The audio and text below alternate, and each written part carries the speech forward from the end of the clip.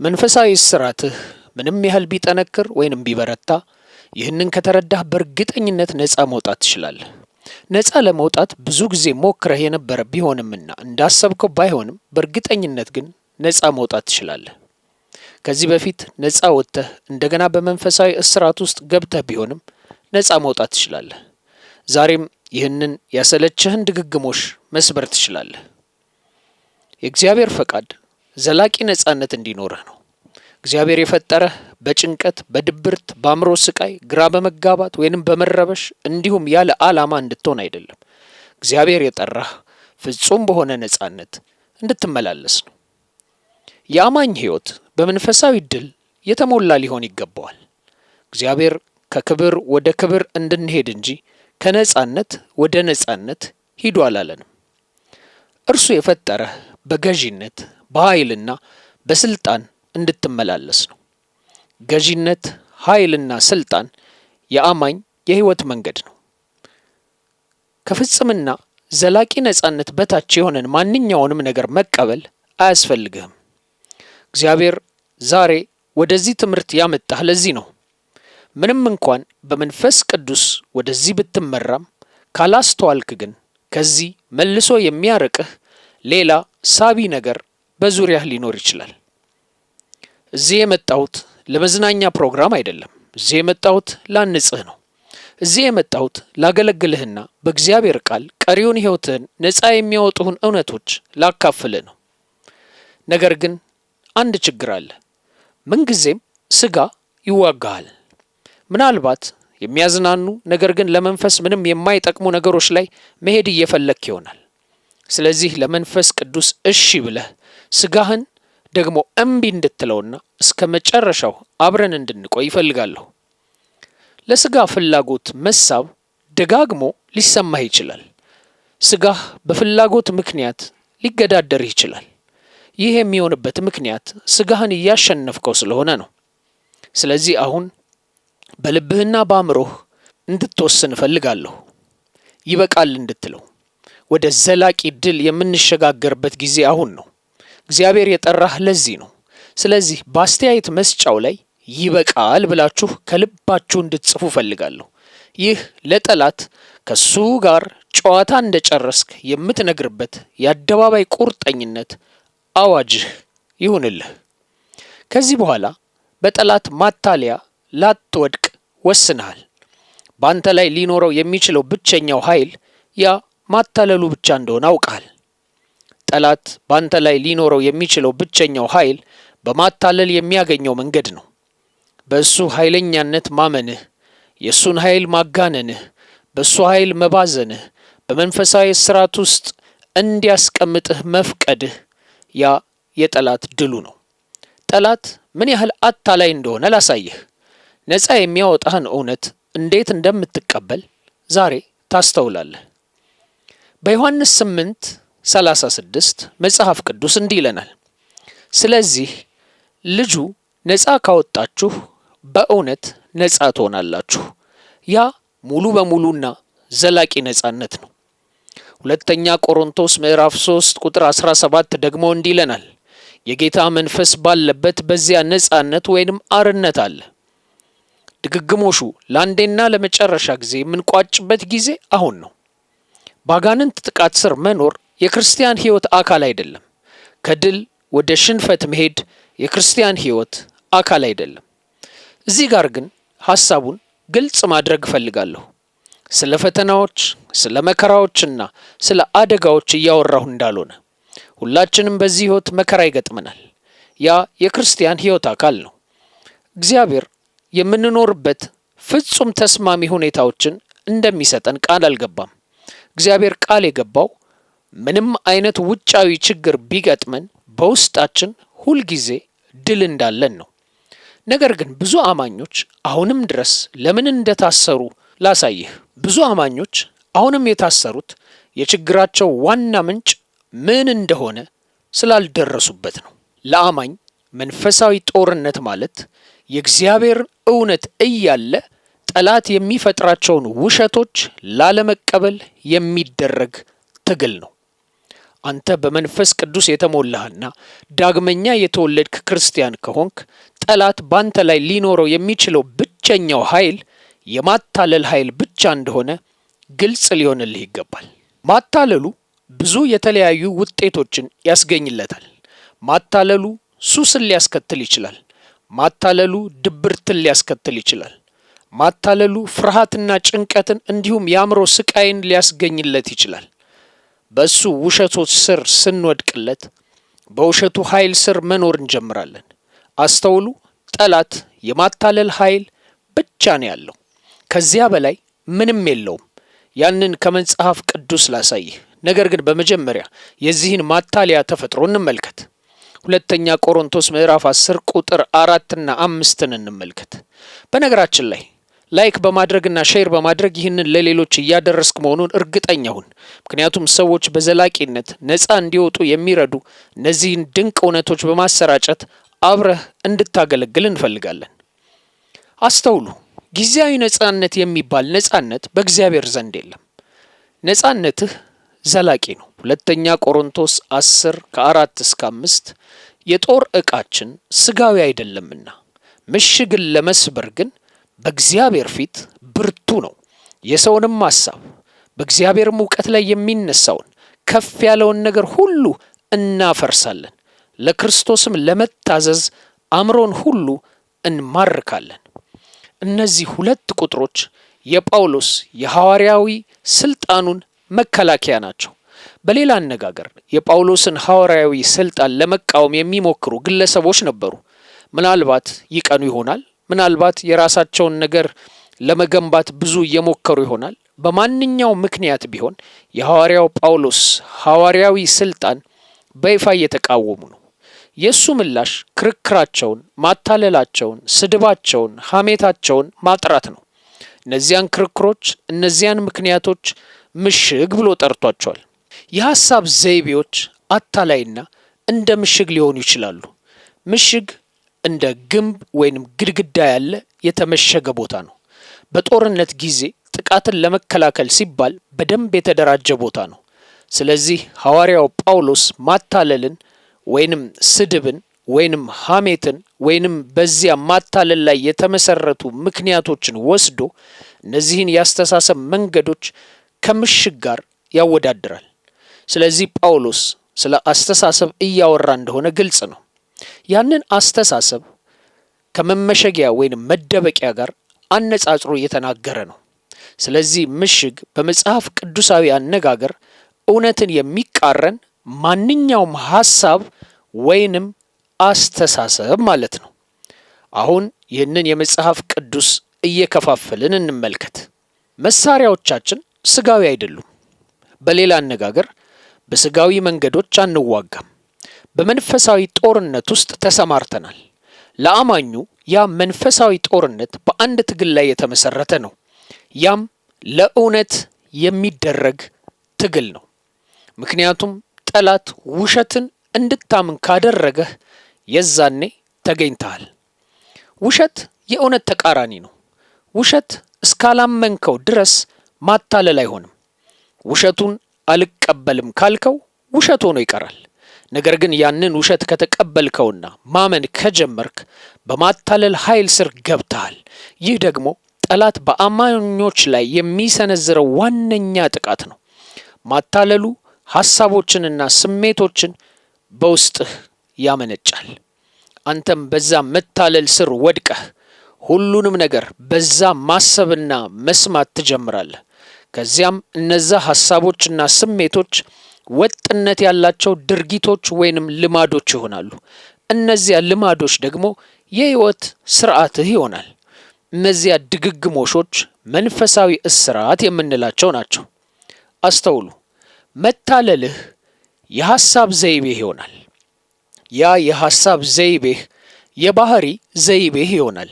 ያ የባህሪ ዘይቤህ ያኗኗር ዘይቤህ ይሆናል። ያ ያኗኗር ዘይቤህ መንፈሳዊ እስራት ይባላል። የሐሳብ ምንጩ አካላዊ ሳይሆን መንፈሳዊ ስለሆነ ችግሩ ያለው ብዙ አማኞች ምክንያቱን አይተው ከችግሩ መውጣት ይፈልጋሉ። ነገር ግን ምንጩን አግኝተው ችግሩን ከስሩ አይፈቱትም። ጊዜያዊ ውጤቶቹን መፍታት ይፈልጋሉ፣ ነገር ግን ስሩን በፍጹም አላገኙትም። ስለዚህ ዲፕሬሽኑ፣ ፍርሃቱ፣ ኃጢአቱ፣ ስቃዩ፣ ሱሱ ሁሉንም በራሱ ለመዋጋት ይሞክራሉ፣ ምንጩን ግን አያገኙትም። በእርግጥ እነዚያ ችግሮች መፍታት አለብህ። ነገር ግን እነዚያን ችግሮች ስትፈታም ራስህን መጠየቅ አለብህ።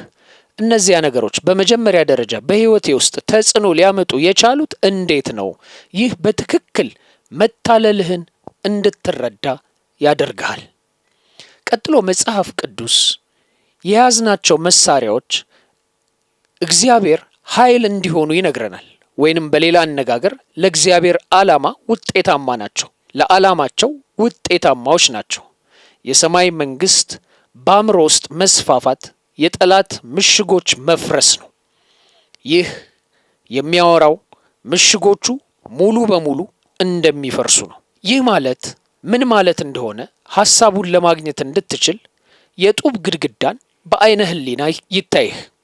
ያ ማለት ጡቡ ሲመታ አንድም ጡብ ተነባብሮ ግንብ እንደማይሆን ፈርሶ እንደሚቀር አይነት ማለት ነው።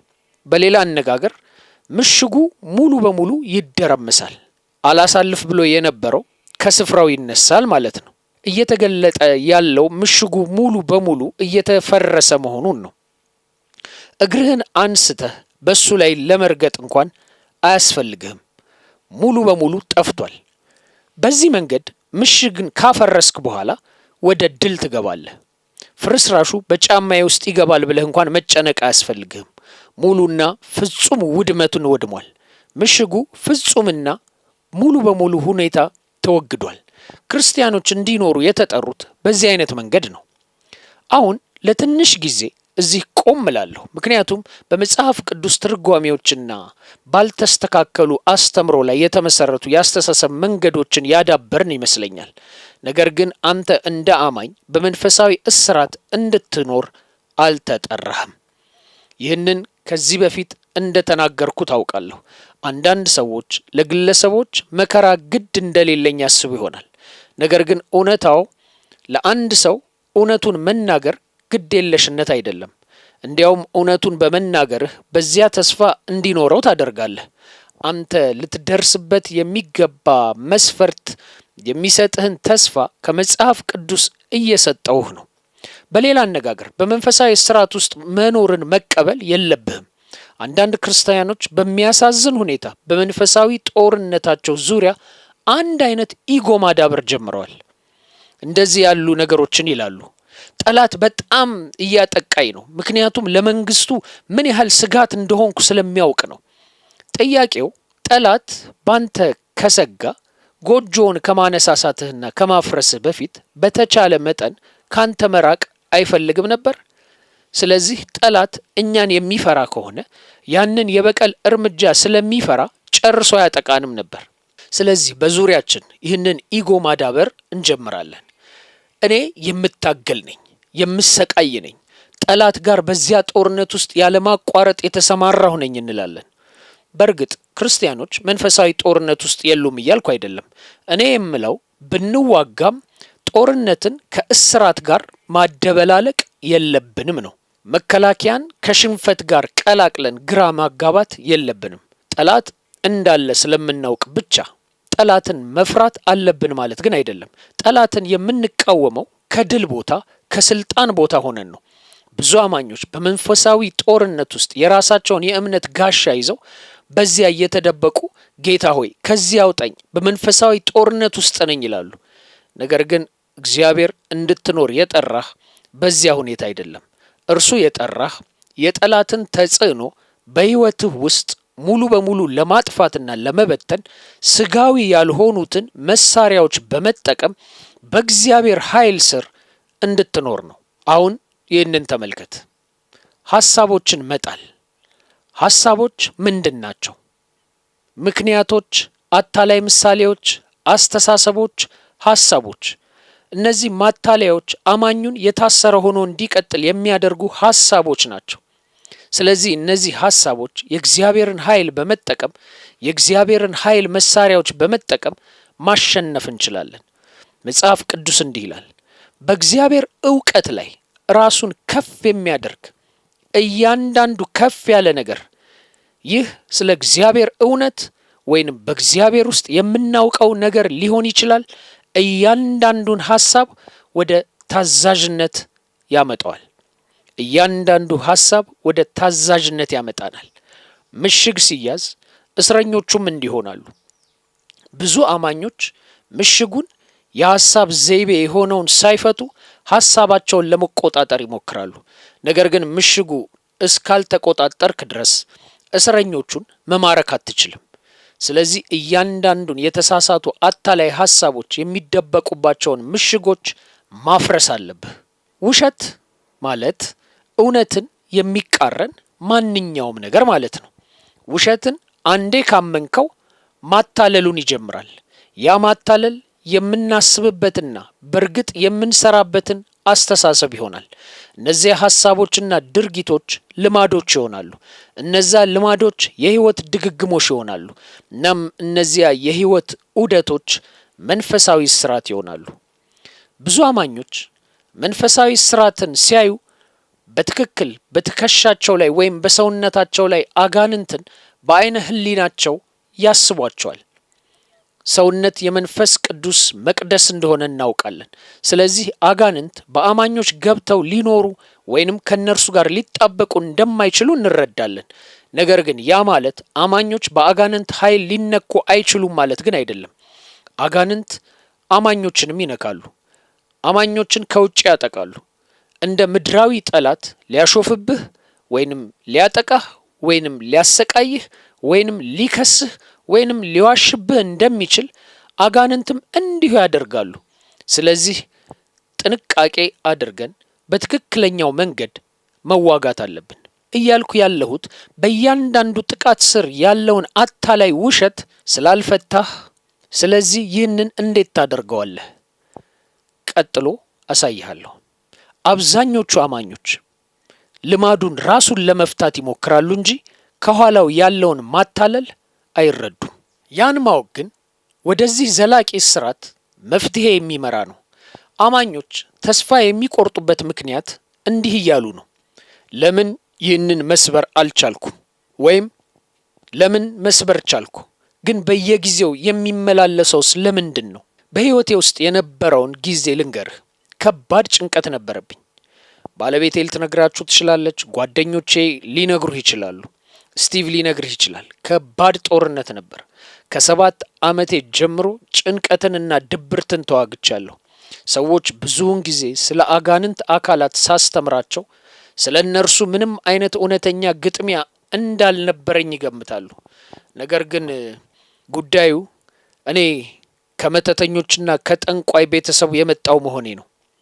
የእኔ ቅድመ አያት በዛካስታስ ሜክሲኮ የነበረ ጠንቋይ ዶክተር ነበር።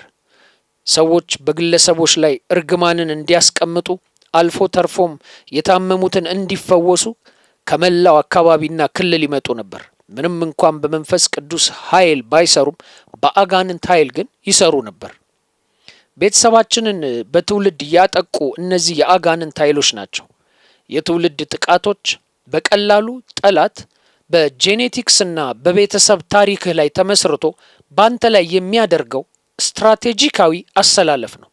በሌላ አነጋገር ጠላት ያስባል። ይህ ጥቃት በአባቱ ላይ ከሰራ በእርግጠኝነት በልጁ ላይ ይሰራል ይላል። ምክንያቱም በባህሪያቸው የሚወራረሱት ነገር እንዳለ ያውቃል። በእኔ ቤተሰብ ውስጥም በአጋንንት አካላት በትውልድ ጥቃት ደርሶብናል። አጋንንት የሚሰሩት እንደዚህ ነው። ስትራቴጂ ያወጣሉ። ይህ አንዳንዶች እርግማን ብለው ከሚጠሩት ጋር መምታታት የለበትም። እኔ የትውልድ እርግማን የሚለውን ቃል አልጠቀምም። ምክንያቱም እርግማን የሚለው ቃል የዚያ ጥቃት ውጤት ምንም ኃላፊነት እንደሌለብን ያሳያል። የአጋንንት ማታለል ፍሬዎችን የምትሸከመው ለሱ ቦታ ስትሰጠው ብቻ ነው። በድል የመኖር ምርጫ ግን አለህ። በኃይል የመመላለስ ምርጫ ግን አለህ። ስለዚህ ቤተሰቤ ድነዋል፣ ጥቃቱን ሰብረነዋል። ነገር ግን እኔ በዚያን ጊዜ ዳግመኛ የተወለድኩ አማኝ ስላልነበርኩ በተወሰኑ ነገሮች ላይ እታገል ነበር። 7 ዓመት ከሞላኝ ጀምሮ ጭንቀትን፣ ድብርትን ተዋግቻለሁ። አንድ ነገር ልንገርህ። በክፍሌ ውስጥ ባለው ግድግዳ ላይ የአጋንንት ፊቶችን አይቻለሁ። ወደ እኔ ሲመለከቱ የአጋንንት ፊቶችን አይቻለሁ። የአጋንንት ድምጾችን ሰምቻለሁ።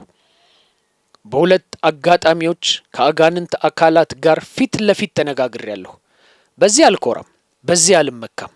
ይህ ምን ያህል ከባድ እንደነበረ እንድታውቁ ግን እፈልጋለሁ። ይህ ምን ያህል ከባድ እንደሆነ ስታውቅ አንተም ነፃ ልትወጣ እንደምትችል መረዳት ትችላለህ። ያ ሙሉ በሙሉ ወደ መያዝ ደረጃ እንደደረሰ አላስብም።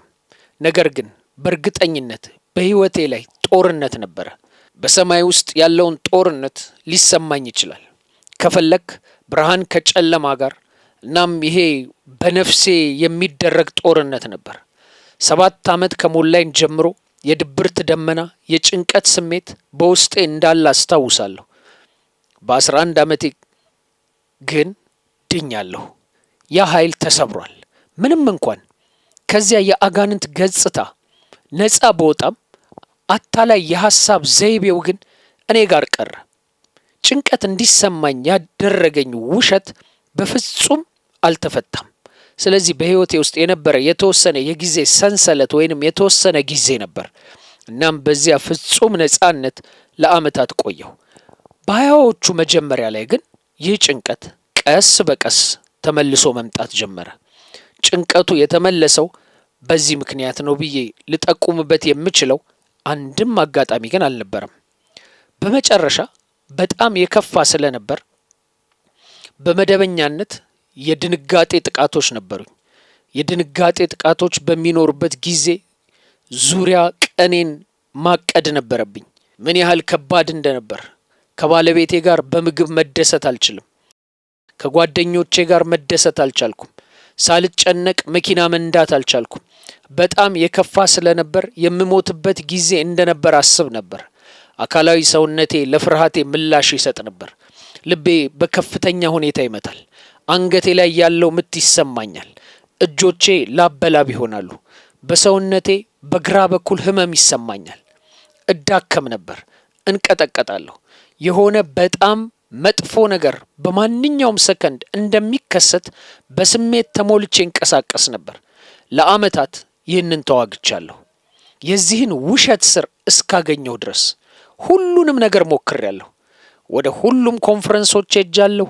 ወደ ነጻነት ክፍለ ጊዜዎች ሄጃለሁ። ወደ መነቃቃት ስብሰባዎች፣ የአምልኮ ስብሰባዎች፣ የምክር ክፍለ ጊዜዎች ሄጃለሁ። አንዳንዶቹ ነገሮች ለተወሰነ ጊዜ ይሰሩ ነበር።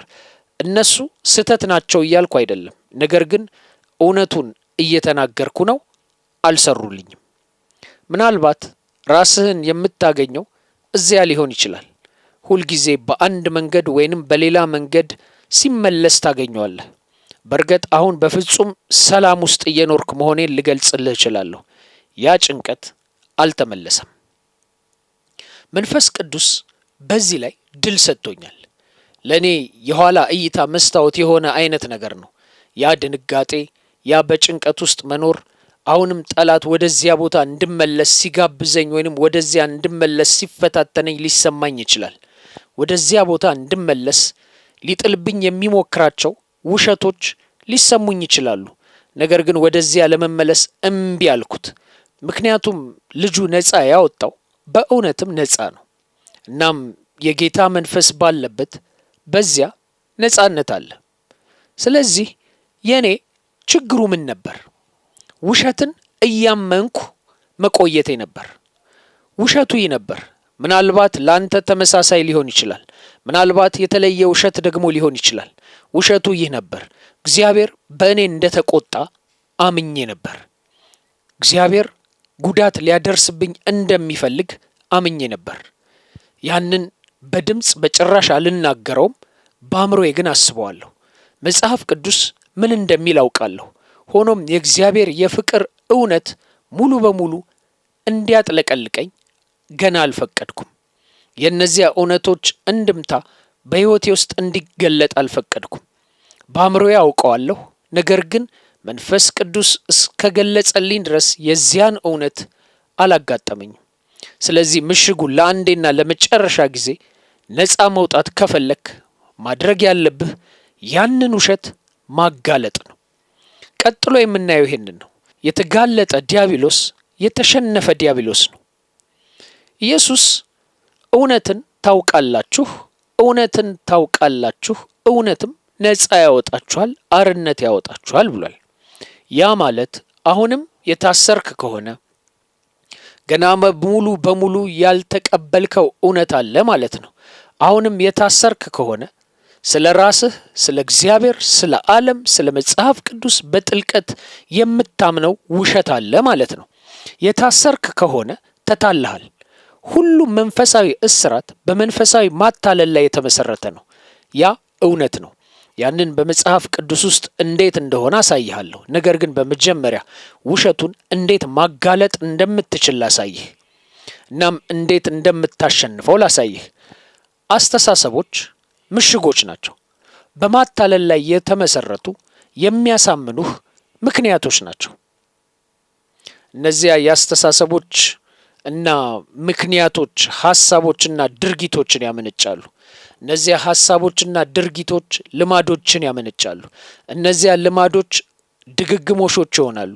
እናም እነዚያ ድግግሞሾች መንፈሳዊ እስራት የምንላቸው ናቸው። እንደ አማኝ ሙሉ ነፃነትን ስለማግኘትህ ብቻ ላወራህ እፈልጋለሁ። ስለዚህ የጠላት ባንተ ላይ ያለው ብቸኛው ኃይል ማታለል መሆኑን ወቅ። ምንም እንኳን አንዳንድ ጊዜ እንደዚያ ባይሰማህም ለነፃነት የመጀመሪያው እርምጃ ነው። አንዳንድ ክርስቲያኖች በሰው ወጎች ምክንያት የተወሰኑ ሐሳቦችን ሊለቁ አይችሉም። ያም የሃይማኖት ኃይል ነው። ምክንያቱም ኢጓችን ሁልጊዜ የተነገረንን እንድንይዝ ይፈልጋል። ኢጓችን ሁልጊዜም የምናውቀውን እንድንቀበልና በእጥፍ እንድንጨምር ይፈልጋል።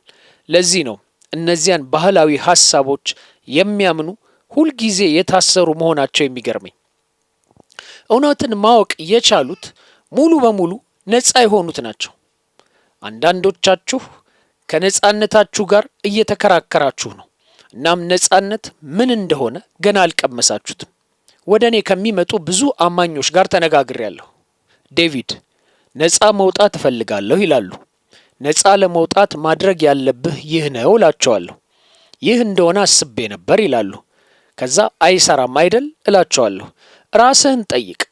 ለእኔ እየሰራ ነው ወይንም ይህንን እንደገና እና እንደገና እናም እንደገና መድገም አለብኝ? ሕይወቴ በሐዋርያት ሥራ መጽሐፍ ውስጥ እንዳየሁት አይነት አይደለም። ለምን? በዚያ ፍጹም ነፃነት ውስጥ እየተመላለስኩ አይደለም። ለምን? መንፈሳዊ ሕይወቴ ሁልጊዜ በክር እንደሚንጠለጠል አይነት ይወዛወዛል። ምክንያቱም ከነፃነትህ ጋር እየተከራከርክ ስለሆነ ነው። ጠላት ኃይሉን ማጋነን እንደሚወድ ስለማትገነዘብ ነው። ጠላት ኃይሉን ማጋነን ይወዳል ይፈልጋልም። የራስህ እንደሆንክ እንድታስብ ይፈልጋል። እንደሚቆጣጠርህ እንድታስብ ይፈልጋል። ሊኖርብህ እንደሚችል እንድታስብ ይፈልጋል።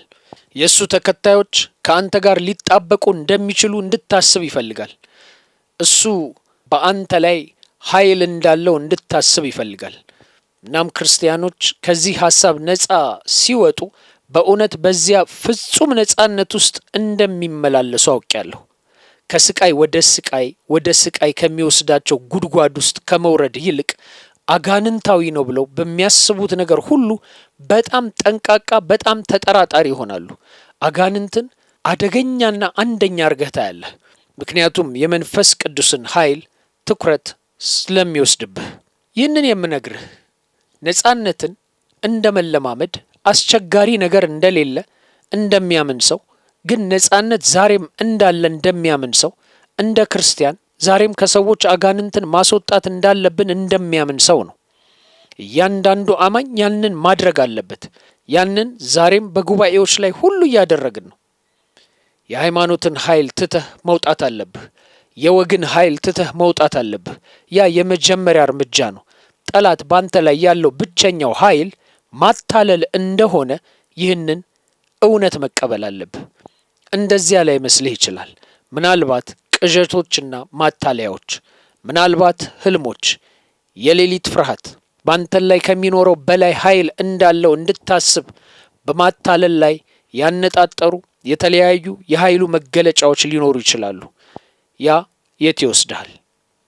የመንፈስ ቅዱስ ኃይል እየሰራ ካልሆነ ራስህን መጠየቅ አለብህ። የመንፈስ ቅዱስ ኃይል በእውነት እየተጠቀምክ ነው? በመንፈስ የምትመላለስበት መንገድ እየሰራ ካልሆነ ራስህን መጠየቅ አለብህ።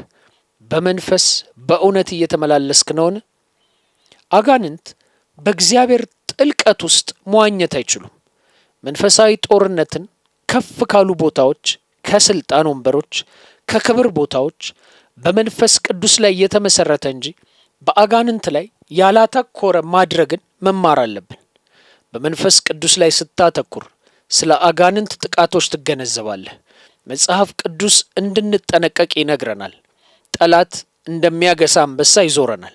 ስለዚህ እውር ወይንም ደንታ ቢስ አንሆንም። ስለ ጠላት ጥቃቶች ግድ የለሽ አንሆንም። ነገር ግን ይህንን የምንቀርበው ከስልጣን ቦታ ሆነን ነው። በዓለም ካለው ይልቅ በእናንተ ያለው ይበልጣልና። በዚህ ምድር በእናንተ ከሚኖረው ኃይል የበለጠ ጠንካራ ኃይል የለም። ስለዚህ ይህንን እውነታ መቀበል አለብህ። ጠላት ባንተ ላይ ያለው ብቸኛው ኃይል ማታለሉ ነው። ወደዚያ እውነት ካልመጣህ በአዙሪት ውስጥ ትቀራለህ። እውነቱ ይህ ነው። ወደዚህ እውነት ካልመጣህ ሁልጊዜ ከአዙሪት ወደ አዙሪት ትሄዳለህ። ምናልባት ከጥቂት ሳምንታት ነጻነት ይሰማሃል። ምናልባት ለጥቂት ወራት ነጻነት ይሰማሃል። ለጥቂት ዓመታት ነጻነት ያጋጠማቸው ሰዎችን አውቃለሁ። ነገር ግን የማታለሉን የሆነ ስር በፍጹም አልፈቱትም። በዚያ ምክንያት ተጣብቀዋል፣ ተስፋ ቆርጠዋል። ስለዚህ በመጀመሪያ ወደዚህ እውነታ መምጣት አለብህ። ስለዚህ አንዴ ያንን ከተገነዘብክ አሁን ዘዴ አለህ። ይህንን እንዴት ነው የምቀርበው? እንደገናም የጠላት በአንተ ላይ ያለው ኃይል ማታለል እንደሆነ አሁንም ከመጽሐፍ ቅዱስ አሳይሃለሁ። ነገር ግን በመጀመሪያ እነዚያን ውሸቶች እንዴት ማጋለጥ እንደምትችል ላሳይህ እፈልጋለሁ። ቁጥር 1 አሁን ውሸትን ማጋለጥ ትፈልጋለህ። መንፈሳዊ እስራቴ በውሸት ላይ የተመሰረተ መሆኑን አውቄያለሁ በል። አሁን ራስህን መጠየቅ አለብህ። እነዚያን ውሸቶች እንዴት ነው የማጋልጠው? አንደኛ እውነትን የምናውቀው በእግዚአብሔር ቃል ነው። እውነትን ማወቅ አለብህ። እውነትን አንዴ ካወቅ ከዚያ በውስጡ መኖር ትችላለህ። እውነትን ሳውቅ መፈታት ይመጣል። እንደ ቅስፈት ነው። መንፈሳዊ መገለጥ ከፈለክ እውነትን ስታውቅ መፈታት ይመጣል። ነገር ግን ነጻነት የሚመጣው በዚያ እውነት ውስጥ ስንመላለስ ነው። ስለዚህ እውነትን አንዴ ከተገነዘብክ ያ እንደ መፈታት ነው። አሁን ገና እዚያ አልደረስክም። ነገር ግን መገለጥ አለህ፣ ታውቃለህ፣ አይኖች ተከፍተዋል፣ ጠላት እዚያ አለ። ነገር ግን በዚያ እውነት ውስጥ መመላለስ ስትጀምር ብቻ ነው ከዚያ እውነት የሚመጣውን ነጻነት የምታገኘው። ለእኔ በእውቀት ደረጃ እግዚአብሔር እንደሚወደኝ አውቃለሁ። ነገር ግን በልቤ ጥልቀት ውስጥ በሕግ አጥባቂነትና በሃይማኖታዊ ታሪኬ የተነሳ እግዚአብሔር እንደተቆጣ አምኛለሁ። እግዚአብሔር ሊቀጣኝ ተዘጋጅቶ እንደነበር አምኛለሁ። እግዚአብሔር እኔ ይህንን በድምፅ ባልለውም፣ ነገር ግን የውስጤ ክፍል እግዚአብሔር እንደ ጠላኝ አምኖ ነበር። ነገር ግን ከዚያ በኋላ ተገነዘብኩ። ያ የሕግ አጥባቂ አስተሳሰብ ቅሪት ነው። ያ የሃይማኖታዊ አስተሳሰብ ቅሪት ነው። ራስህን በእግዚአብሔር ፊት እንደ ትል ብቻ መመልከት። አዎ እግዚአብሔር ታላቅ እንደሆነ እንረዳለን። አዎ ለጸጋው እንደማንገባም እንረዳለን። አዎ ያለሱ ምንም እንዳልሆንን እንረዳለን። ነገር ግን አንዴ ወደ ክርስቶስ ከመጣሁ፣ አንዴ አዲስ ፍጥረት ከሆንኩ ካሁን በኋላ ኃጢአተኛ አይደለሁም። እኔ ቅዱስ ነኝ። ያ የድሮ ተፈጥሮዬ ነው። አሁን አዲስ ፍጥረት ሆኛለሁ። እናም አንዴ አዲስ ፍጥረት ከሆንኩ ማንነቴን እማራለሁ። ማንነቴን አንዴት ከተማርኩ ውሸቶችን እገነዘባለሁ። እናም ያሰብኩትን ያንን ነው። እግዚአብሔር በእኔ እንደተቆጣ አሰብኩ። እግዚአብሔር ሊቀጣኝ እንደፈለገ አሰብኩ። በጣም አስገራሚ የነበረው ይህ ነው። በሕይወቴ ወደ ኋላ ተመለከትኩና መንፈስ ቅዱስ በሕይወቴ የጊዜ መስመር ላይ በአንድ ቅስበት መንፈስ ቅዱስን ያንን ውሸት፣ ያ ፍርሃት በሕይወቴ በየደረጃው ደጋግሞ መገለጡን ያሳየኝ ጀመር። በመዋለ ሕፃናት ውስጥ ከነበርኩበትና ወደ ትምህርት ቤት ለመሄድ ከፈራሁበት ጊዜ ጀምሮ ለቤተሰብ እረፍት ስንሄድና በመኪና ውስጥ ለመጓዝ ስፈራ ልጅ እያለሁ ወደ ፓርኮች ስንሄድና ፓርክ ውስጥ እንደምሞት ስፈራ እነዚህ በእኔ ላይ የሚደርሱ ነገሮች ነበሩ። ግድግዳው ላይ የአጋንንት ፊቶችን ከመመልከት ጀምሮ ጥሩ ባል ስለመሆኔ መጨነቅ፣ ጥሩ አባት ስለመሆኔ መጨነቅ፣ በአገልግሎት ላይ እወድቅ እንደሆነ እያልኩ መጨነቅ፣ እነዚያ ሁሉ ውሸቶች ደጋግመውና እንደገና በማታለል ላይ የተመሰረቱ ነበሩ። አንድ ማታለል፣ እሱም እግዚአብሔር በእኔ እንደተቆጣና ጉዳት ሊያደርስብኝ እንደሚፈልግ አምኜ ነበር። ነገር ግን ያንን የገባኝም እውነት በሕይወቴ ውስጥ በእውነት መተግበር ነበረብኝ። ስለዚህ እንዴት ማጋለጥ እንዳለብህ ላሳይህ። ዛሬ በጥልቀት እየሄድን ነው። ዛሬ ጠላትን እናጋልጣለን። እናም ይህ ነፃ እንዲያወጣህ እጸልያለሁ። ለዚህ ቻናል አዲስ ከሆናችሁ ሰብስክራይብ ማድረጋችሁን አረጋግጡ። በመንፈስ ቅዱስ በጸሎትና በመንፈሳዊ ጦርነቶች ላይ ትምህርቶችን ተከታተሉ። እውነትን የምናውቀው በእግዚአብሔር ቃል ነው። መዝሙር 119:105 እንዲህ ይላል፣ ቃልህ ለእግሬ መብራት ለመንገዴ ብርሃን ነው። ሁለተኛ ጢሞቴዎስ 3:16 የእግዚአብሔር ሰው ፍጹምና ለበጎ ሥራ ሁሉ የተዘጋጀ ይሆን ዘንድ የእግዚአብሔር መንፈስ ያለበት መጽሐፍ ሁሉ ለትምህርትና ለተግሳጽ ልብንም ለማቅናት በጽድቅም ላለው ምክር ደግሞ ይጠቅማል ይላል። ስንሳሳት ያስተካክለናል እና ትክክል የሆነውን እንድናደርግ ያስተምረናል። ስለዚህ በመጀመሪያ ቃሉን ማወቅ አለብህ። ነፃነት በጣም እንደምትፈልግ ትናገራለህ፣ ግን በየቀኑ ቃሉን አታነብም። ነፃ ለመውጣት የምትችልበትን ሁሉ እያደረግክ እንደሆነ ትናገራለህ፣ ግን በየቀኑ የመጽሐፍ ቅዱስ ክፍል ንባብ የለህም። በቀላሉ መጽሐፍ ቅዱስን በየቀኑ ብታነብ ከችግሮችህ ውስጥ ስንቱ ችግር እንደማይሆንብህ ይገባህ ነበር። ብዙ መንፈሳዊ እስራት የመንፈሳዊ ብስለት ማነስ ውጤት ነው። ለመንፈሳዊ እድገቴ ኃላፊነት መውሰድ አልፈልግም። አንተ ብቻ እጅህን ጫንብኝና ሁሉንም ነገር አድርግልኝ የሚሉ አማኞች ወዳጄ፣ የሚሰራው እንደዚህ አይደለም። ስንወለድ ከአጋንንት ኃይል ነፃ እንወጣለን። ነገር ግን እንደ አማኝ ከራስ ለመውጣት አሁንም ተግሳጽ መተግበር አለብህ። ስለዚህ እውነትን የምናውቀው በእግዚአብሔር ቃል ነው። መንፈሳዊ መሰረታዊ ነገሮችን ብትለማመድ መንፈሳዊ ቀውስን ታስወግዳለህ። በኢንስታግራም፣ በፌስቡክ፣ በኢሜል መልእክት የሚልኩልኝ ብዙ ሰዎች እየሄድኩ ያለሁት በመንፈሳዊ እስራት ውስጥ ነው ይሉኛል። ሁልጊዜ ይህንን ጥያቄ ጠይቃቸዋለሁ። የጸሎት ሕይወትህ እንዴት ነው? ለቃሉ ያለህ ታማኝነት እንዴት ነው? ከመንፈሳዊ እስራት ጋር ሰው ጋር ስነጋገር 99.9% የሚሆኑት በየቀኑ ቃሉን ፈጽሞ እንደማያነቡ ተረድቻለሁ። በጸሎት ውስጥም አይደሉም። በመንፈስ ቅዱስ ኃይል ታማኝነት ውስጥ እየተመላለሱም አይደለም። እነሱም ይህንን አምነዋል። ይህ የትህትና አካል ስለሆነ መናዘዙ ጥሩ ነው። ነፃነትን የማግኘት አንዱ አካል ነው። እነሱም ይህንን አምነዋል። እኔም ያንን አድርግና ከዛ ወደ ኋላ አትመለስም እላለሁ። ይህ እንዴት እንደሚሰራ ተመልከት ማለት አለብኝ። አብዛኛውን ጊዜ ያንን ሲተገብሩ ችግሩ ይፈታል። በድንገት በድል ውስጥ እየተመላለስኩ ነው ይላሉ። በድንገት በክርስቶስ ማን እንደሆኑ ያያሉ። አጋንንት ሊኖርብህ ወይንም ከአንተ ጋር ሊጣበቅ እንደሚችል ካሳመነህ የመንፈስ ቅዱስን ኃይል አትረዳም።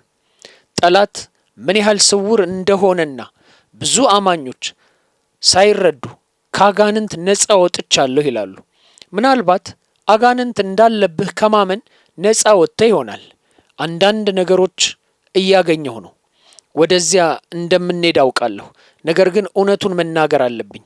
እንደ ዳግመኛ የተወለደ አማኝ አጋንንት ሊኖርብህ ወይንም ሊጣበቅብህ እንደሚችል አምነህ ከተቀበልክ የመንፈስ ቅዱስን ኃይል አትረዳም። ወደ ጥልቅ መሄድ አትችልም። ወደ ጥልቅ መሄድ አለብህ።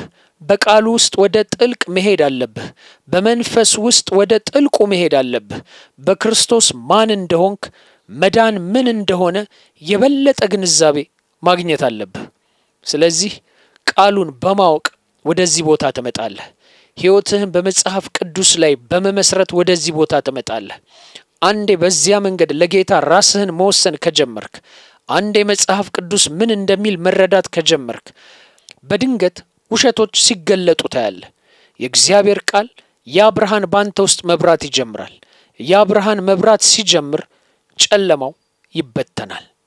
የታሰርክ ከሆነ ያንን መስመር ማግኘት አለብህ። ለቃሉና ለጸሎት ካልተወሰንክ የኔ አስተምሮ መሰረታዊ ነገሮችን እንኳን እየሰራ አይደለም። ስለዚህ መሰረታዊ ነገሮችን እንኳን ካልሰራህ ቢያንስ ዛሬ መጀመር አለብህ። ይህ ከባድ እንደሆነ አውቃለሁ፣ ግን እነግርሃለሁ። ራስህን አዋርደህ እውነቱን ከተቀበልክ ነጻነትህን ታገኛለህ። ሁለተኛው እውነትን የምናውቀው በመንፈስ ቅዱስ ነው። ዮሐንስ 14:26 እንዲህ ይላል፣ ብትወዱኝ ትእዛዜን ጠብቁ፣ እኔም አብን እለምናለሁ ለዘላለምም ከእናንተ ጋር እንዲኖር ሌላ አጽናኝ ይሰጣችኋል። እርሱም ዓለም የማያየውና የማያውቀው ስለሆነ ሊቀበለው የማይችለው የእውነት መንፈስ ነው። ነገር ግን ከእናንተ ዘንድ ስለሚኖር በውስጣችሁም ስለሚሆን እናንተ ታውቁታላችሁ። እውነትን ለመልመድ አንዴ ከጀመርክ መንፈስ ቅዱስ አሁን ያንን እውነት ሊያስተምርህ ይችላል። ነገር ግን በቃል ውስጥ ካልሆንክ ምን ያስተምርሃል? በቃል ውስጥ ካልሆንክ ምን ይነግርሃል? መንፈስ ቅዱስ እውነትን ለመግለጥ ቃሉን ይጠቀማል። አሁን እውነትን ወደ ሕይወትህ እያመጣ ስለሆነ ይህንን አሁን ተመልከት። እውነት ከውሸት ጋር ሲነጻጸር መለየት ትጀምራለህ። ይህ ውሸት ነው ትላለህ፣ እናም ትጥለዋለህ። ስለዚህ እውነትን በቃሉ ታውቃለህ። እውነትን በመንፈስ ቅዱስ ታውቃለህ። እውነትን በጤናማ አስተማሪዎች፣ በእግዚአብሔር ሰዎች ታውቃለህ። ኤፌሶን 4:11 እና 12 እንዲህ ይላል፣ እርሱም አንዳንዶችን ሐዋርያት፣ ሌሎቹን ነቢያት፣ ሌሎቹን ወንጌል ሰባኪዎች፣ ሌሎቹንም እረኞችና አስተማሪዎች እንዲሆኑ ሰጠ። አሁን እነዚህ ክርስቶስ ለቤተ ክርስቲያን የሰጣቸው ስጦታዎች ናቸው። ሐዋርያት፣ ነቢያት፣ ወንጌላውያንና ፓስተሮች እና አስተማሪዎች የእነሱ ኃላፊነት የእግዚአብሔርን ሕዝብ ስራውን እንዲያከናውኑና ቤተ ክርስቲያንን የክርስቶስን አካል እንዲገነቡ ማስታጠቅ ነው። ስለዚህ የእግዚአብሔርን ቃል እውነት ከጤናማ አስተማሪዎች እንማራለን። እውነትን መቀበል ስንጀምር ውሸቶች ራሳቸውን ይገልጣሉ። ምክንያቱም አሁን እውነትን የበለጠ እየተለማመድክ ስለሆነ ጠላት ሊያስፈራራኝ አይችልም። ጠላት ጉልበተኛ እንዳልሆነ ትገነዘባለህ። በቃሉ ስትቆም ይሸሻል። ዲያብሎስን ተቃወሙ፣ እርሱም ከእናንተ ይሸሻል። እሱን ትቃወማለህ። እንዴት? ኢየሱስ እንዴት አደረገ? ዲያብሎስን ተቃወመውና ሸሸው። ዲያብሎስን እንዴት ነው የምትቃወመው? ኢየሱስ ዲያብሎስን እንዴት ተቃወመው? ተጽፏል እያለ እውነትን ይናገራል። ወይንም ጠላት እያቀረበ ያለውን ውሸት የሚቃረን እውነትን ያውጃል። ናም ያንን ቃል አንዴ ካወክ በድንገት በጠላት ላይ ትታጠቃለህ። እነዚያን ውሸቶች በመቃወም ቃሉን መጠቀም ትጀምራለህ። ስለዚህ ለእውነት የሚደረግ ትግል እንደዛ ነው። እውነትን ማወቅ አለብን። አጋንንት ክርስቲያኖችን ሲያጠቁ ሁልጊዜ በማታለል መንገድ ይመጣሉ። አጋንንት አማኙን በስጋዊ መንገድ ሊጎዱ የሚችሉበት መንገድ በመጽሐፍ ቅዱስ እንዳየ ነው በበሽታ ወይንም አጋንንታዊ ተጽዕኖ ያለበትን ሰው በመጠቀም በአካል በማጥቃት ነው። ነገር ግን በአካል ለማጥቃት አጋንንት በዚህ ዓለም ውስጥ በስጋዊ ሁኔታ ውስጥ ያለውን ነገር መጠቀም አለበት። ነገር ግን ከዚህ ውጪ በስጋዊ ሰውነት ላይ ምንም ማድረግ አይችሉም። ምክንያቱም የመንፈስ ቅዱስ መቅደስ ነው። በነገራችን ላይ ህመም አጋንንት አይደለም። አጋንንት ሰዎችን ለማጥቃት በሽታን ሊጠቀሙ ግን ይችላሉ። ነገር ግን በሽታው ራሱ አጋንንት አይደለም። መጽሐፍ ቅዱስ በሁለቱ መካከል ግልጽ የሆነ መለያን ያደርጋል። ወደ ኤፌሶን 6 ሂድ። ስለዚህ እውነትን ታውቃለህ። እሺ፣ አንዴ እውነትን ካወቅኩ ያንን ማታለል እንዴት ነው የምዋጋው? ይህንን ተመልከቱ። ኤፌሶን ምዕራፍ 6 ያንን ተመልከቱ። ቁጥር 10 በቀረውስ በጌታና በኃይሉ ችሎት የበረታችሁ ሁኑ፣ በጌታና በኃይሉ ብርታት ጠንካራ ሁኑ። በመጀመሪያ ያ ትእዛዝ ነው። ጠንካራ ሁኑ። ጠንካራ ለመሆን የሆነ ነገር አድርግ። እንዴት? ቁጥር 11 የዲያብሎስን ሽንገላ ትቃወሙ ዘንድ እንዲቻላችሁ የእግዚአብሔርን ዕቃ ጦር ሁሉ ልበሱ። የዲያብሎስን ሁሉንም ስልቶች ለመቋቋም እንድትችሉ የእግዚአብሔርን የጦር ትጥቅ ሁሉ ልበሱ። ልበሱ ትእዛዝ ነው። ስለዚህ እኛ እንደ አማኞች ለመንፈሳዊ እድገታችን ክፍሎች ኃላፊነት መውሰድ አለብን። በእርግጥ መቀደስ ያ የመንፈስ ቅዱስ ሥራ ነው። አብ እየሰራብን ነው ማለት ነው። በእርግጥ ኃጢአትን ለመቋቋም ጸጋን ይሰጠናል። በእርግጥ እምነታችንን ያግዛል። ለቃሉ ፍላጎት፣ ለጸሎት ፍላጎት፣ ለቅድስና ፍላጎት፣ በወንጌላዊነት ድፍረትና የመሳሰሉትን ይሰጠናል። እግዚአብሔር በሕይወት ውስጥ ሥራ ይሰራል። ነገር ግን እግዚአብሔር ነፃ ፈቃድህን በመጠቀሙ ምክንያት እንድትተገብር የጠራህ የመንፈሳዊ እድገትህ የተወሰኑ ገጽታዎች ደግሞ አሉ። እዚህ ቁጥር 11 ላይ የእግዚአብሔርን የጦር ትጥቅ ልበሱ በማለት በግልጽ እየነገረን ነው። አንተ አድርገው፣ የዲያብሎስን ሁሉንም ስልቶች ለመቋቋም እንድትችል ልበሰው። አሁን ይህ ለማን ነው የተጻፈው? ለአማኞች ነው የተጻፈው። ይህንን ተመልከት። የጠላት በአማኙ ላይ የሚያደርገው ብቸኛው ጥቃት ማታለል እንደሆነ እንደነገርኳችሁ አስታውሱ። ኤፌሶን ምዕራፍ 6 ቁጥር 11 ላይ ተመልከት። እዚያ የእግዚአብሔርን የጦር ትጥቅ ከለበስን የጠላትን ጥቃቶች ሁሉ በመቋቋም እንደምንቆም መጽሐፍ ቅዱስ እንደሚነግረን እናያለን። አንዴ ከዳንክ ከአጋንንት ኃይል ነፃ ወጥተሃል። ያ በመጽሐፍ ቅዱስ ውስጥ የት አለ ልትል ትችላለህ። ቆላስያስ 1:13 እርሱ ከጨለማ ስልጣን አዳነን፣ ቤዛነቱም እርሱንም የኃጢአትን ስርየት ወዳገኘንበት ወደ ፍቅሩ ልጅ መንግስት አፈለሰን። አሁን ወደ ቁጥር 12 እንሂድ። በብርሃን ውስጥ ለቅዱሳን ርስት ተካፋይ እንድንሆን ያደረገ ለአብ ምስጋና ይሁን። ይህ ጠንካራና ኃይለኛ ነው። አንተ በብርሃን ውስጥ ያለህ ቅዱስ ነህ። በጨለማ ውስጥ ያለህ ኃጢአተኛ አይደለህም። ይህንን ተመልከት። ቁጥር 13 የዋጀን ያ ያለፈ ጊዜ ነው። ከጨለማ ኃይል ያዳንን እናም ወደ ተወደደው ልጁ መንግስት ያዛወረን። በእርሱ በአሁን ሰዓት በደሙ ቤዛነትን አግኝተናል። እርሱም የኃጢአት ስርየት ነው። አሁን ስትወለድ ከአጋንንት ትስስር ጋር፣ ከአጋንንት መኖሪያ፣ ከአጋንንት መንግስት ነፃ ወጥተሃል። እንዲያውም መጽሐፍ ቅዱስ አዲስ ፍጥረት ስትሆን ሁሉም ነገር አዲስ እንደሆነ ይናገራል። ያ ሁሉ ነገር የሚለው ቃል አገባቡን ስታጠና ከአሮጌ ሕይወት ጋር የተያያዘውን ሁሉ የሚያመለክት ነው። የተያያዙብህ ነገሮች ቢኖሩም እንኳ ስለዚህ ወደዚህ አዲስ ማንነት ትመጣለህ። አንተ አዲስ ፍጥረት ነህ። መንፈስ ቅዱስ ይሞልሃል። ሰውነትህን ብቻ አይደለም፣ ነፍስንና መንፈስን ይሞላል። መላ ሰውነትህን ይሞላል። አንተ የብርሃን ፍጥረት ነህ። አንተ የሰማያዊ ፍጥረት ነህ። አሁን እንደ አዲስ ፍጥረት ካሁን በኋላ በአጋንንት ኃይል የታሰርክ አይደለህም። ነገር ግን ይህ ማለት አጋንንት አያጠቁህም ማለት ግን አይደለም። ዲያብሎስ ኢየሱስን ሊፈትን ሞክሯል።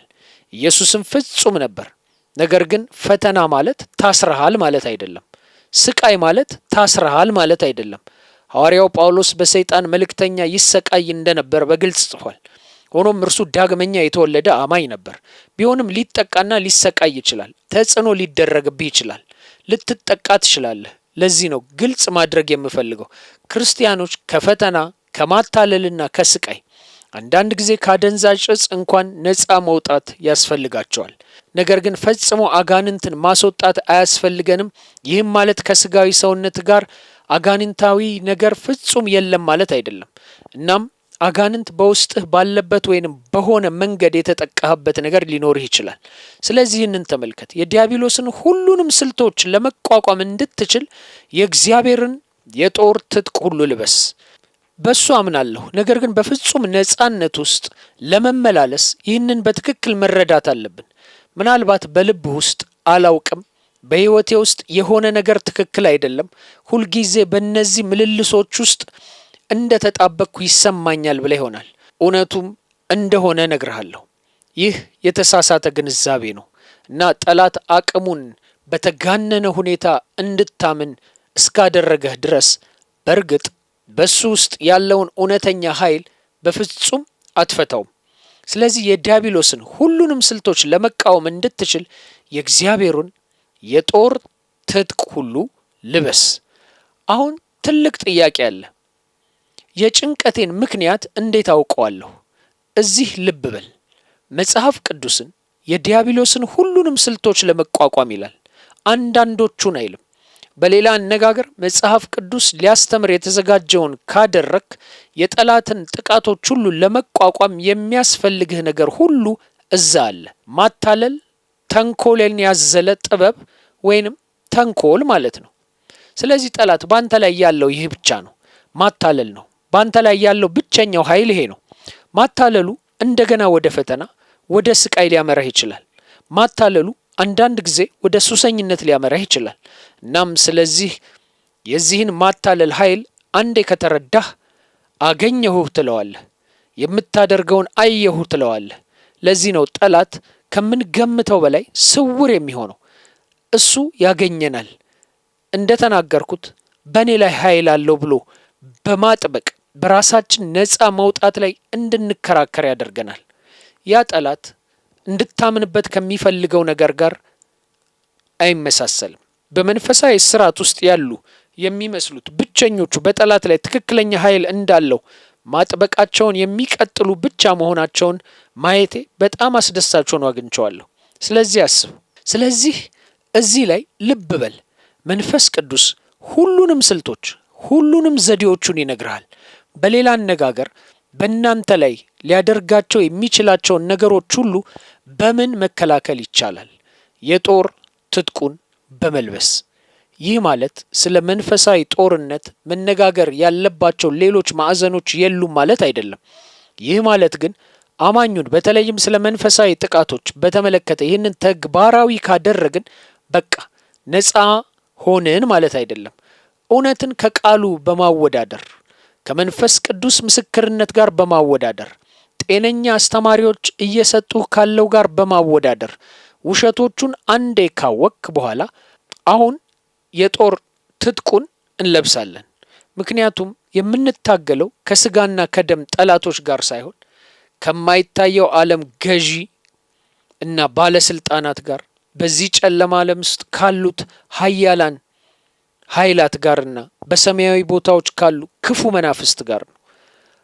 አሁን እዚያው ቁጥር 12 ላይ ያ የምንታገለው ከመንፈሳዊ ጠላቶች ጋር ብቻ ነው የሚለውን ነጥብ ለማንሳት በስህተት ይተገበራል እና ስለ ስጋ ትምህርቶች እንዘነጋለን። ነገር ግን ለምሳሌ የገላትያ ምዕራፍ 5 ላይ የምንታገለው እንዲሁ የኃጢአት ተፈጥሯችንን ጭምር እንደሆነ ግልጽ ያደርገዋል። ስጋን እንደማንዋጋ አታስቡ።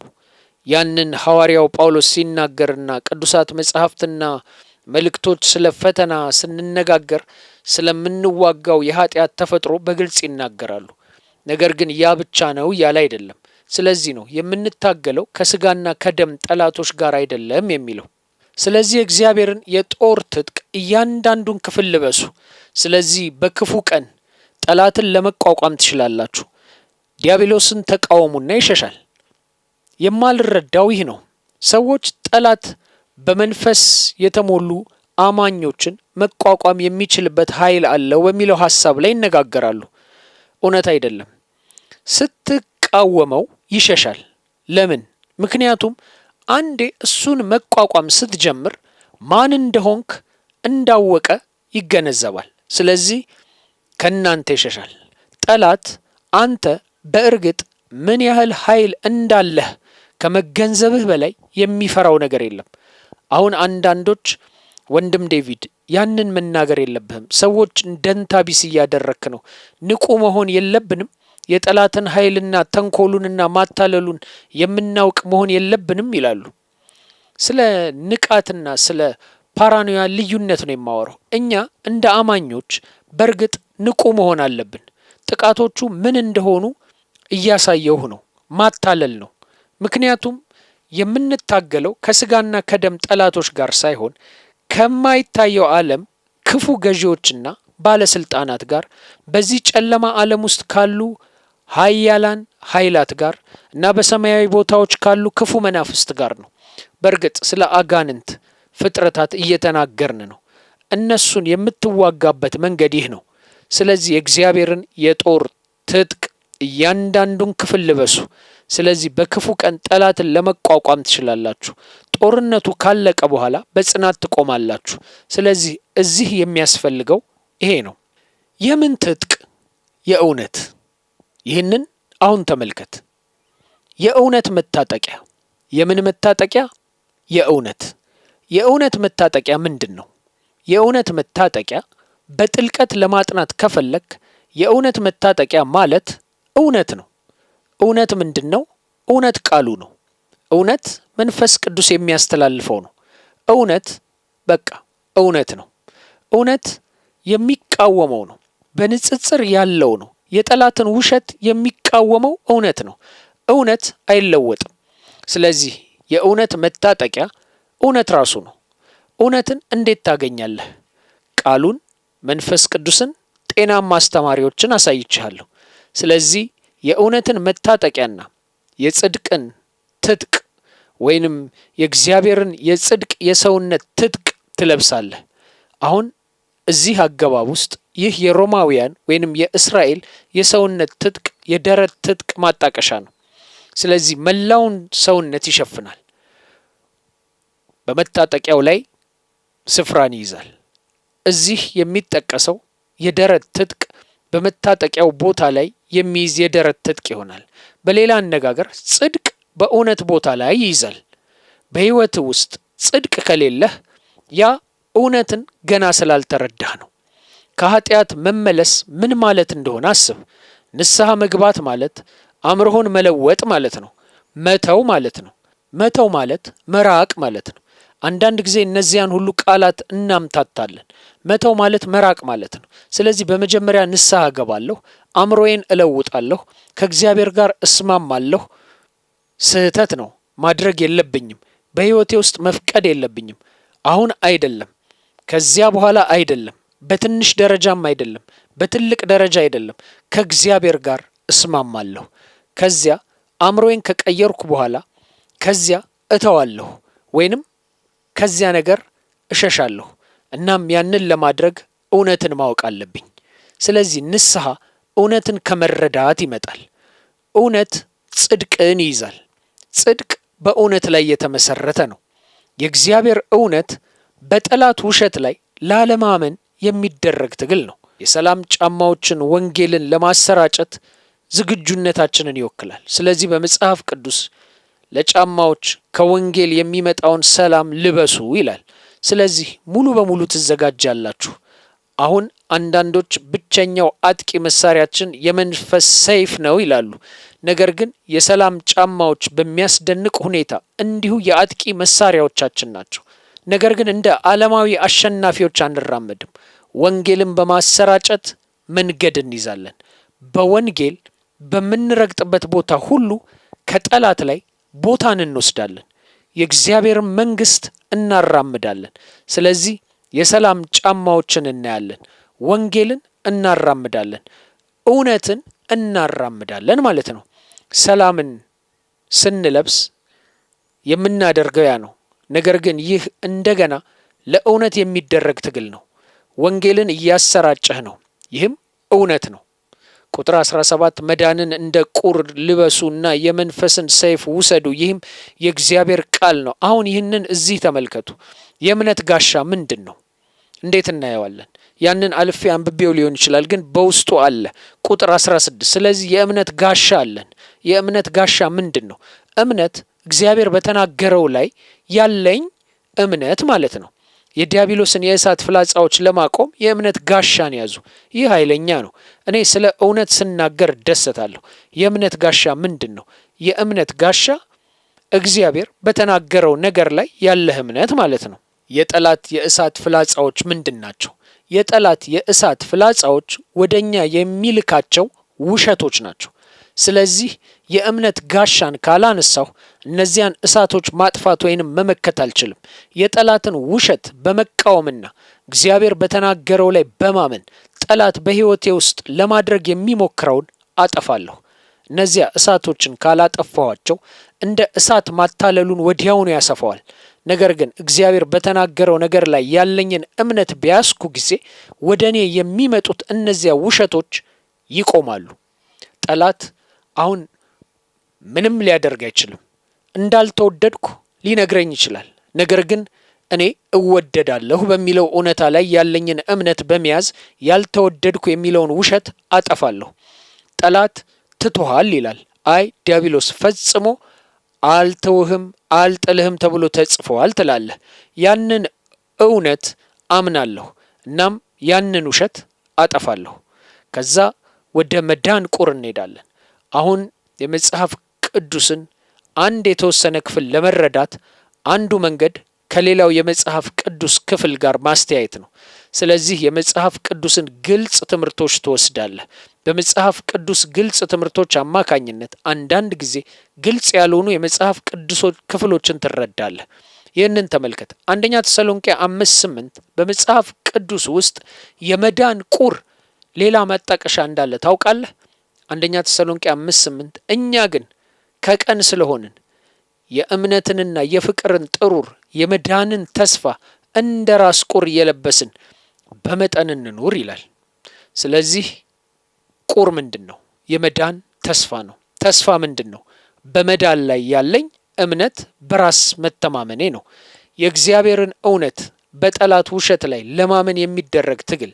እናም እንዲሁ የመንፈስን ሰይፍ፣ የመንፈስ ሰይፍ ምንድን ነው? የእውነት ቃል ነው። እናንተ ሰዎች እዚህ ጋር ሁሉን ተመልከቱ። የጠላት ዘዴዎች ሁሉ ለመዋጋት ምን ያስፈልጋል ካላችሁ፣ እውነት። የእግዚአብሔር የጦር ትጥቅ እያንዳንዱ አካል ከእውነት ጋር የተያያዘ ነው። ስለዚህ የጠላትን ውሸት ራሳችንን በእውነት በማስታጠቅ እንዋጋለን። ይህንን ከዚህ በፊት ሰምቼዋለሁ ወይም ይህንን ሞክሬዋለሁ፣ ለእኔ አልሰራም ትል ይሆናል። እግዚአብሔር እውነተኛ ነውና እያንዳንዱ ሰው ይህን ቢል እንኳን ያንን አምናለሁ። በእውነት ማመንን ቀድሞውኑ ሞክሬያለሁ፣ አይሰራም ል ነበር። በእውነት ማመን የሚሰራ ከሆነ ለማየት የምትሞክረው ነገር አይደለም። በእውነት ማመን ያኗኗር ዘይቤ ነው። በዚያ ያኗኗር ዘይቤ እንደቀጠልክ ከክብር ወደ ክብር፣ ከነጻነት ወደ ነጻነት ትሄዳለህ። አሁን ይህንን ተመልከት። እውነት በሕይወት ውስጥ እንዲገባ ትፈልጋለህ? ቁጥር 1 እውነትን ለማመን መምረጥ አለብህ። እምነት ምርጫ ነው። የምታሰላስልባቸው ሐሳቦችን ትመርጣለህ። የምታምነውን ነገር ትመርጣለህ። መጽሐፍ ቅዱስን ስናምን ምርጫ እንደሆነ ይነግርሃል። ለማመን እንመርጣለን። በእውነት ላይ ያለን እምነት አሁን ከዛም ማድረግ ያለብን ቁርጠኝነት ነው። ዛሬ ጀምረህ ከ2 ሳምንታት በኋላ የምትተወው ከሆነ በነጻነት ስለመመላለስ ልታወራኝ አትችልም። እጆችህን ወደ ላይ ከፍ አድርገህ ያንን ቀድሞውኑ ሞክሬዋለሁ፣ ፈጣን መፍትሄ ለማግኘት ልሞክር ካልክ እና ከዚያ ሰዎች የታሰሩ የሚያደርጉ ሃይማኖታዊ ወጎችን መለማመድ ትጀምራለህ። እውነትን በምትናገርበት ጊዜ ሁሉ ሃይማኖታዊ መናፍስትን ታነቃቃለህ። ሃይማኖትን እቃወማለሁ፣ የሰውን ወጎች እቃወማለሁ፣ ሰዎችን የታሰሩ የሚያደርጉ ተቋማትን እቃወማለሁ።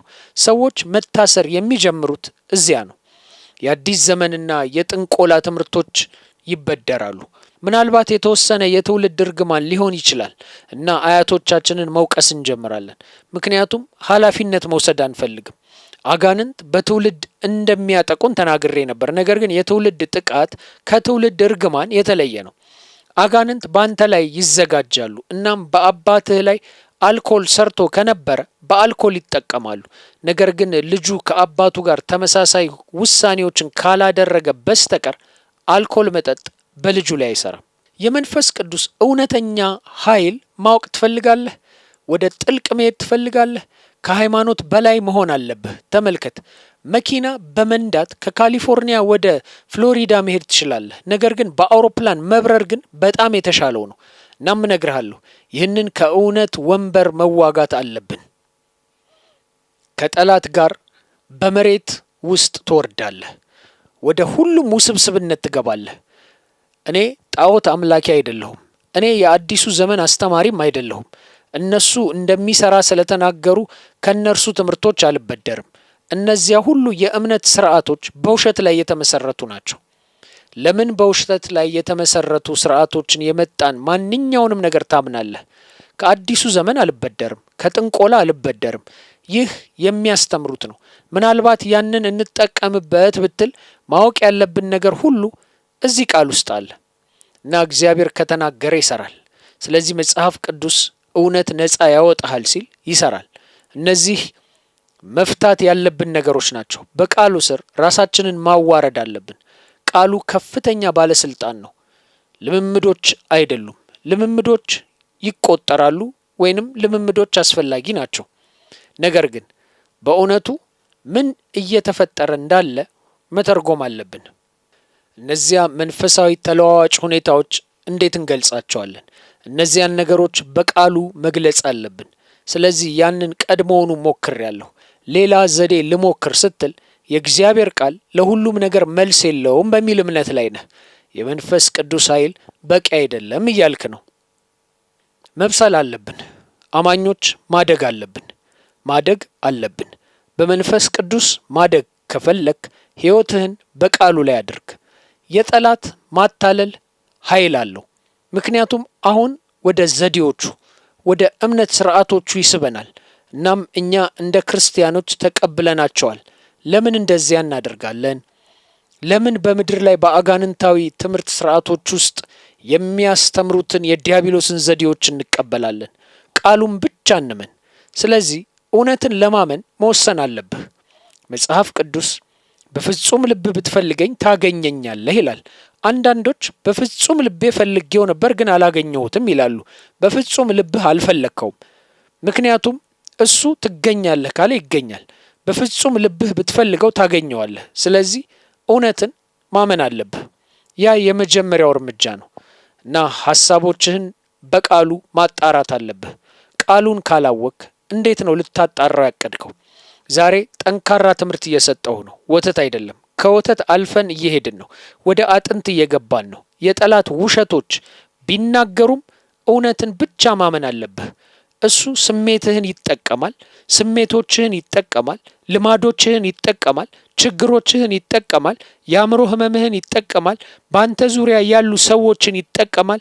ውሸቱን ለመደገፍ የሚያስፈልገውን ሁሉ ይጠቀማል። ምንም ይሁን ምን እኔ እነዚያን ውሸቶች እቃወማለሁ፣ እነሱን እቃወማቸዋለሁ። እናም እውነትን ለማመን እመርጣለሁ። ይህንን ማለት መቻል አለብህ። ጠላት ውሸት ሲነግርህ ያ ውሸት ነው። ነገር ግን ውሸቱን እንኳን ከመፍታት የሚከለክሉ የሚነግሩን ውሸቶች እንዳሉ ታውቃለህ።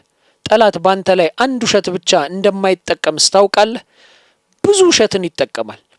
ለምሳሌ በመንፈስ ጭንቀት ውስጥ ከታሰርክ ውሸቱ እግዚአብሔር አይወድህም ሊሆን ይችላል። እውነቱ ግን እግዚአብሔር ይወደኛል፣ ስለዚህም አንድ ልጁን አሳልፎ ሰጥቶኛል ሊሆን ይገባል። ስለዚህ እነዚህን ሀሳቦች በመጠቅለል እንጨርስ። አንደኛ፣ የጠላት ብቸኛ ኃይል ማታለሉ ነው። ሰይጣን በአማኞች ላይ ሊጠቀምበት የሚችለው ትልቁ መሳሪያ ውሸት ነው። አንድ ክርስቲያን የታሰረበት ምክንያት አጋንንት በውስጡ ስላደረ አይደለም። ይልቁንም ጠላት በሚነዛው ውሸት ራሱን እያጋለጠ በመሆኑ ነው። ሁለተኛ፣ የእስራት ሰንሰለት። እስራት የሚጀምረው በውሸት አስተሳሰብ ነው። ውሸቱ ወደ ሀሳብና ስሜት ይለወጣል። እነዚያ ወደ ድርጊትና ልማድ ያድጋሉ። በመጨረሻም የህይወት ዑደት ወይንም እስራት ይሆናሉ። ችግሩ ያለው ምልክቶቹ ላይ ሳይሆን ስሩን ማግኘት ላይ ነው። ሶስተኛ፣ የክርስቲያን ማንነት። አማኝ አዲስ ፍጥረት ነው። ጨለማው ኃይል ተሸንፏል። ስለዚህ ክርስቲያኖች መኖር ያለባቸው ከድል ቦታ ከስልጣን በመነሳት እንጂ እንደ ተሸናፊ መከራን በመቀበል አይደለም። አራተኛ፣ መፍትሄው የጠላትን ውሸት ማጋለጥ ነው። ይህ የሚሆነው ደግሞ በሶስት መንገድ ነው። አንደኛ፣ በእግዚአብሔር ቃል ቃሉን ማወቅና በየቀኑ ማሰላሰል። ሁለተኛ፣ በመንፈስ ቅዱስ መንፈስ ቅዱስ እውነትን በመግለጥ ውሸቱን ያጋልጠዋል። ሶስተኛ፣ ጤናማ ትምህርት የእግዚአብሔርን ቃል የሚያስተምሩ አስተማሪዎችን መከተልና ከሃይማኖታዊ ወጎች መውጣት። ነጻነት በአጋጣሚ የሚመጣ ሳይሆን በእውነት ውስጥ በመመላለስ የሚገኝ ውጤት ነው። ጠላትን የምታሸንፈው በስሜትህ ወይንም በልምድህ ሳይሆን በእግዚአብሔር ቃል ሰይፍ ውሸቱን በመቃወም ነው። ያንተ ድርሻ ከዚህ በኋላ ይበቃል ማለት ነው። ለጠላት ማታለል በልብህና ባምሮህ ይበቃል፣ ስፍራ አልሰጥህም ብለህ ወስን። የጦር ትጥቅህን ልበስ። የእግዚአብሔርን ቃል እንደ መታጠቂያና እንደ ሰይፍ ተጠቀም። እግዚአብሔር በተናገረው ነገር ላይ ያለህን በእምነት ጋሻ አንሳ። ኃላፊነትን ውሰድ። ሌላ ሰው እንዲፈታልህ ከመጠበቅ ይልቅ እግዚአብሔር በሰጠህ ስልጣንና ቃል በመጠቀም በእውነት ውስጥ ለመመላለስ በየቀኑ ቁርጠኛ ሁን። የመጨረሻው እውነት ልጁ ነፃ ካወጣችሁ በእውነት ነፃ ናችሁ። ይህ ነፃነት ዘላቂ ነው። ጠላትን የምትቋቋሙበት ከሽንፈት ሳይሆን ከድል ቦታ ነው። ዛሬውኑ ወደ እውነት መመለስ የእስራቱ ዑደቱን ለአንዴና ለመጨረሻ ጊዜ ሰብረዋል። አሜን።